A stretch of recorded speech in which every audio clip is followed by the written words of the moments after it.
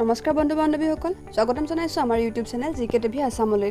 আজিৰ ভিডিঅ'ত ভিন্ন দিশৰ প্ৰথম অসমীয়া মহিলা ইয়াৰ সেকেন্ড পাৰ্টটো আপোনালোকৰ লগত শেয়াৰ কৰিম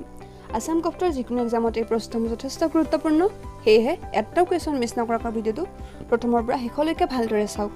আপোনালোকে যদি ভিন্ন দিশৰ প্ৰথম অসমীয়া মহিলা ইয়াৰ ফাৰ্ষ্ট পাৰ্টটো চোৱা নাই তেন্তে এই ভিডিঅ'টো নিশ্চয় চাব এই ভিডিঅ'টোৰ লিংক ডেসক্ৰিপচনত দিয়া আছে বিভিন্ন কম্পিটিটিভ এক্সামত প্ৰিভিয়াস ইয়াৰ্ছত অহা কুৱেশ্চন এনসাৰ্স বা probable question answers যদি আপোনালোকে চাব বিচাৰে তেন্তে চেনেলটো সাবস্ক্ৰাইব কৰিব আৰু ওচৰতে থকা বেল আইকনটো প্ৰেছ কৰি দিব যাতে নতুন ভিডিঅ' আপলোড কৰিলে আপোনাৰ নটিফিকেশন পাই যায় তেন্তে বন্ধু বান্ধৱীসকল let's start the video' Padma Bhushan বঁটা লাভ কৰা প্ৰথম গৰাকী অসমীয়া মহিলা কোন পুষ্পলতা দাস 1999 চনত তেওঁ এই বঁটা লাভ কৰিছিল অসম ৰত্ন বঁটা লাভ কৰা প্ৰথম গৰাকী অসমীয়া মহিলা কোন মামণি ৰয়ছম গোস্বামী 2011 চনত আন্তঃৰাষ্ট্ৰীয় ট্ৰেক ইভেন্টত স্বৰ্ণ পদক লাভ কৰা প্ৰথম গৰাকী অসমীয়া মহিলা এথলেট কোন আমাৰ সকলোৰে পৰিচিত ঢিং এক্সপ্ৰেছ ৰূপে খ্যাত হিমা দাস অৰ্জুন বঁটা লাভ কৰা প্ৰথম গৰাকী অসমীয়া মহিলা কোন মনালিসা বৰুৱা 1987 চনত প্ৰথম অসমীয়া মহিলা ডক্টৰ কোন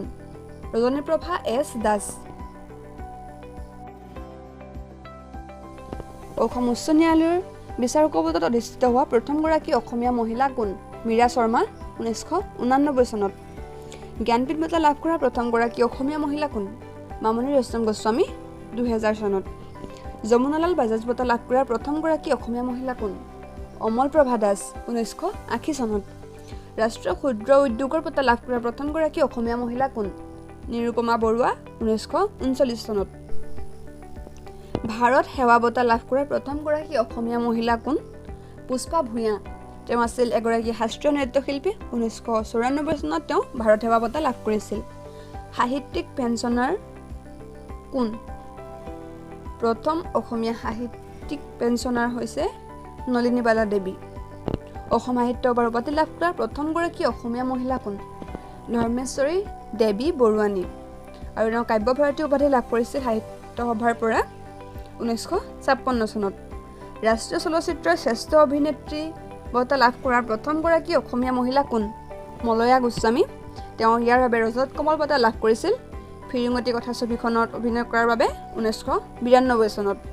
পূব পাকিস্তানৰ কথা ছবিত অভিনয় কৰা প্ৰথম গৰাকী অসমীয়া মহিলা কোন অৰ্থাৎ বাংলাদেশৰ কথা ছবিত অভিনয় কৰা প্ৰথম গৰাকী অসমীয়া মহিলা তেওঁ হৈছে ইভা আছাও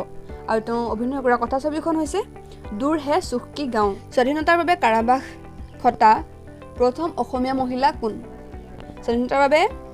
দুগৰাকী প্ৰথম অসমীয়া মহিলাই কাৰাবাস খাটিছিল গুণেশ্বৰী দেৱী আৰু মুক্তেশ্বৰী দেৱী 1921 চনত উত্তৰ পূব সীমান্ত ৰেলৱে মুখ্য স্বাস্থ্য বিষয়া হিচাপে কৰ্মৰত হোৱা প্ৰথম অসমীয়া মহিলা কোন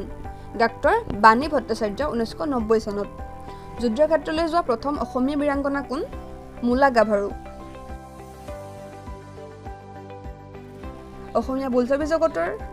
প্ৰথম অভিনেত্ৰী কোন আমি সকলোৱে জানো আইদেউ সন্ধিকৈ তেওঁ জয়মতী বোলছবিত অভিনয় কৰিছিল বিমান পাইলট হিচাপে কৰ্মৰত হোৱা প্ৰথম গৰাকী অসমীয়া মহিলা কোন ধীৰা চলিহা অলিম্পিকলৈ যোগ্যতা অৰ্জন কৰা প্ৰথম গৰাকী অসমীয়া মহিলা কোন লাভলীনা বৰগোহাঁই প্ৰথম গৰাকী অসমীয়া IPS মহিলা কোন ইয়ামিন হাজৰিকা প্ৰথম অসমীয়া মহিলা আৰক্ষী বিষয়া কোন ৰেণু দত্ত বৰফুকন উপ আৰক্ষী মহাপৰিদৰ্শক তথা DIG পদত অধিষ্ঠিত হোৱা প্ৰথম অসমীয়া মহিলা কোন তেওঁ হৈছে ভায়লেট বৰুৱা মহাবিদ্যালয়ত নামভৰ্তি কৰা প্ৰথম অসমীয়া মহিলা কোন স্বৰ্ণলতা দুৱৰা BT পাছ কৰা প্ৰথম গৰাকী অসমীয়া মহিলা কোন তেওঁ হৈছে সুধালতা দুৱৰা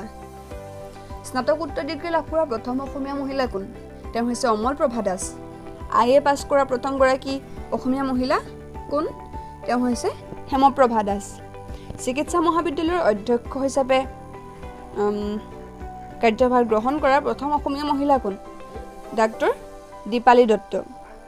বিধানসভাৰ উপাধ্যক্ষ আৰু পাছত লোকসভাৰ অধ্যক্ষ ৰূপে কাৰ্যভাৰ গ্ৰহণ কৰা প্ৰথম অসমীয়া মহিলা কোন তেওঁ হৈছে বনেলী খংমেন প্ৰথম